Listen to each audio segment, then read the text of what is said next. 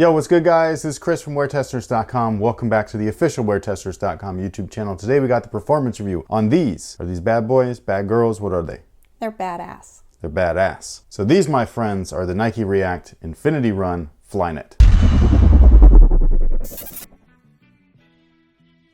So for the performance reviews on the running stuff, for one, most of it is over at WearTesters.com right now. So if you are interested in running shoes, we do have running shoe reviews done by Jody, aka Mrs. Wing, along with Drew. So these two shoes right here, this is the Epic React? Yes, the second version. The Flyknit ones. I can just see right off the bat, like we went over these shoes already, these guys right here, but one of the things I had pointed out was more rubber, which is great. And I'm looking at the two different foot strikes that you have. Clearly the rubber was made for you. Yes, I enjoyed all of that rubber. So it is not just isolated to the toe and to the heel, it encompasses the entire outsole. And do you feel like the traction was better? I wouldn't say that it was better. It was just nice because you could clean my shoes off right now and they would still look close to brand new even after all the miles I've put on them, while you can clearly see where I was ripping up the foam. There's definitely wear and tear visible on these. These, it almost looks like a tire where it kind of wears evenly. Yes. If you guys know what I'm talking about. Hopefully you do, but that's unless you're out of alignment. Yes, that's what it just looks like. Simple, even wear, and you on this shoe, you can tell that you strike here and on the outside. Yes. On this, it just doesn't look like it's showing that. Would you say that the rubber was durable enough? It was super durable, and because we're in California and it's winter time, I got to run around in the sun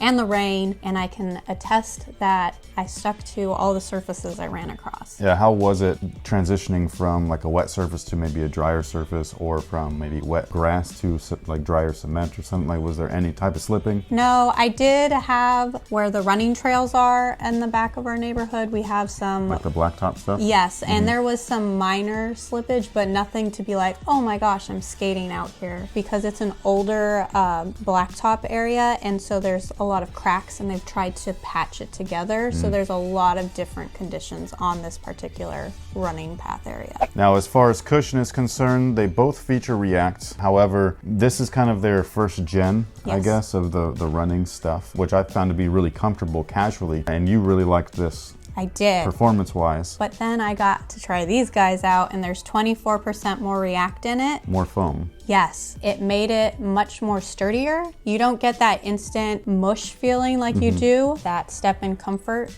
as you say. Yes, you got to break it in a little bit. But it just felt very solid underfoot. And there are two reasons for that. One of them is, like she was saying, there's a little bit more foam in there. So if you guys know anything about like the Boost performance shoes, the Ultra Boost, the very first generations were kind of what I like to just call boosty, like real bouncy and all that stuff, but they were thin, low profile. And then as they went on in the further generations, they gave you more boost, still got that boosty feeling. So some people felt it was a little tippy, unstable. And then we got to the Ultra Boost 19. And I love that shoe. Which they packed more boost pellets in there, so it was less movement of the foam. And that's exactly what's going on here. The second reason is the sculpting of everything. It's kind of visually apparent here where this is clearly wider than these guys, but what you can really tell is like when you're looking at them straight away, they are just wider overall in the forefoot as well as in the heel. And so they've increased the overall stability just in the design. Now, how many miles, like is this you only mark one shoe? Yeah. How many miles is this? Over 50. I like to at least hit 50 before I start putting my thoughts down for our reviews. How long does a shoe last though? Typically you want it to reach at least 300. Oh, so you're not even like all the way through. No. You're not even in the first like leg or whatever. Yeah. And it still feels good. Yes. So this foam is resilient, stable, and cushioned? Yes. My only critique of it, but anybody who's been running for a while knows this, is you should have some kind of running rotation because... footwear? Yes. Your body needs recovery, but your shoes also need recovery time. You could run in these back-to-back days and they were great. I pushed them one time and did 3 days in a row, and that third day I could definitely tell the cushion had not rebounded yet. Now the materials on these guys are both Flyknit, but to me it looks like the Flyknit is quite different. We have Flyknit primarily, like you can see the seam right here at the ankle. So you got Flyknit from there back, and it's very similar to this. It's like a structured Flyknit. Then the tongue area down it is the stretchy Flyknit for ease of access to get your foot in. Yep. The forefoot area though, I mean, it's knit. I don't know if I would call it Flyknit. It's just very plasticky. Yeah, it's very thin. You can see through it. It looks very breathable. Do you have a preference on the two of these, and how would you describe each of these being different? This was one of my favorite upgrades, was the upper. You consider this an upgrade? I did, only because I have these wide caveman feet that you like to make fun of me about. Yeah, she got hobbit feet. And when I would put these on, I always felt like I was almost in a straitjacket. You could see my feet bulging. And with this, it's a little more structured. I know we're not in fit or anything, but this area is wider overall. And so my feet never felt like they were busting out of the shoe. And so it gave you enough room to expand during your runs, all that kind of stuff. And you didn't see it. You could visually see my feet were hulking out? Yes. But, sexy. Yes. But the feel of these, they never bothered me once I started running. They would just kind of become like a second skin. Well, I attribute this stuff to like a sock. Yes. So very tight sock. Even though I would feel that constricting sensation initially, it would go away very quickly, and this, it just never had it. So these are just more comfortable along the upper long term. They look durable. Yes. I guess that's a plus to having a plasticky knit over something like this. But these look still, they just look dirty. Yes. They don't look like they're fraying or they're falling apart or anything. So a little bit different wear and tear along the upper, especially considering basketball shoes, where sometimes my shoes still look good and other times it looks like they're falling apart. So Game 6. I wasn't gonna give any shots fired, man, but yo, you threw those directly under whatever bus they got ran over by, because that's how they look right now. Well, and I'm also thinking maybe this plasticky, whatever, however they did that, I almost feel like it was a dirt repellent, because trust me, I ran through a lot of stuff. Everything that those shoes went through. They don't even look dirty. I would come in out of the rain soaked. Yeah, maybe it's the TPU coated yarn. Maybe it's like a natural repellent. Yeah. Now, as far as sizing is concerned, you typically go up half a size in runners. That's what most runners recommend anyways. Yes. For swelling and splaying and all that stuff. Is that what you did with these? Did you go up a half a size, full size? I still say go with that half size up from what you would typically wear in your everyday shoes. A casual shoe. Yes. So you wear a women's 6. Yes, and then for running. This is running 6.5. Now, after you go half a size up in these, it looks like you've got your double knot in them. So are these your running slippers?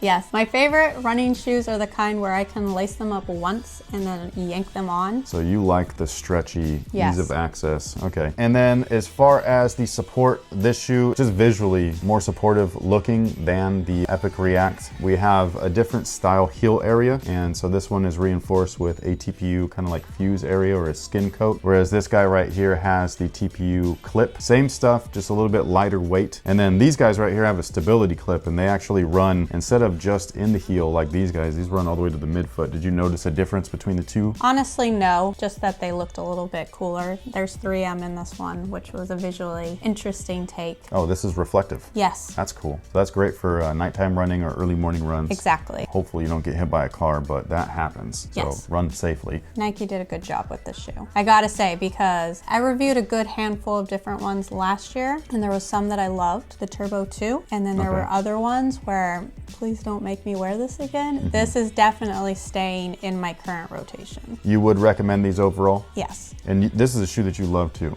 Yes, I really did enjoy that shoe. Do you know which of this and the Ultra Boost 19 was your favorite? Well, that was the thing. That was the two shoes I had battling it out for a while.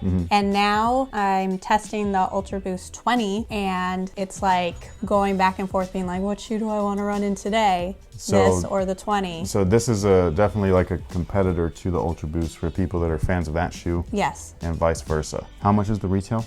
$160. That doesn't sound too bad. I've seen some pretty expensive running shoes. Especially when you then compare what Adidas is charging. Are they still $180? Yeah. Okay. So overall, you f with these? Yes, I do. Do you have any final thoughts? Just that I really enjoyed this shoe, and I'm really excited that they're finally becoming available. I've been testing these since late November. These haven't even been released yet, that's right. So the Nike Plus members are having access to the shoe as of January 9th, and then globally, they don't release until the end of the month. And so I'm just really excited to see these shoes out on the road and on a lot of people's feet, because I really like them, and I can be really picky. somebody says a little bit too picky. She's super picky, but it's because her foot shape. So when a shoe fits me properly, like I Yeah. want everybody to know about it. Well, it's not just that, but that's like you're putting in clearly miles. Running in something, even playing basketball in something that's uncomfortable sucks. Right. Like it sucks a lot. I have another shoe that shall be unnamed for right now that I'm having a love-hate relationship with. What brand? Under Armour.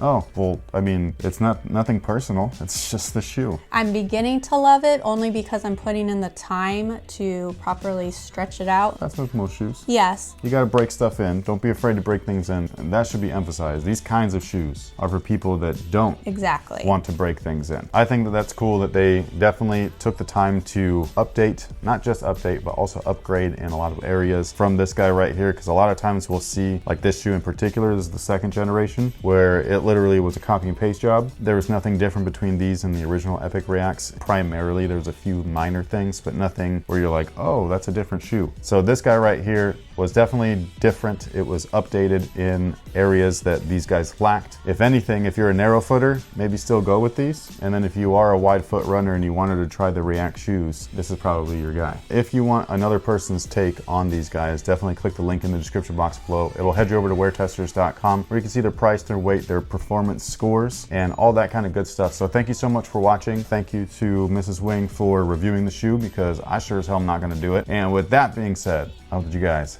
have a great day.